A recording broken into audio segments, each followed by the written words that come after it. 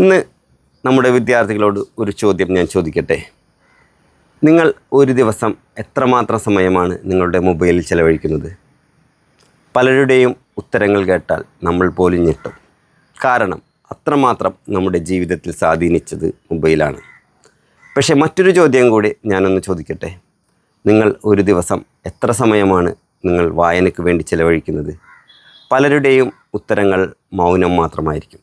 കാരണം നമ്മൾ അതിനുവേണ്ടി സമയം ചെലവഴിക്കുന്നില്ല. നമ്മൾ പുസ്തകമെന്നത് ഒരു പഠനോപകരണങ്ങൾ മാത്രമായി മാറിയിരിക്കുന്നു. ഇന്ന് ജൂൺ 19 ലോക വായനാ ദിനം. നമ്മൾക്ക് വായനയിലൂടെ വളരാം. നമ്മൾ ഒരു ദിവസം ഒരു പേജ്, ഒരു ദിവസം 15 മിനിറ്റ്, അങ്ങനെയെങ്കിൽ ഒരു മാസം ഒരു പുസ്തകം, ഒരു വർഷം 12 പുസ്തകം.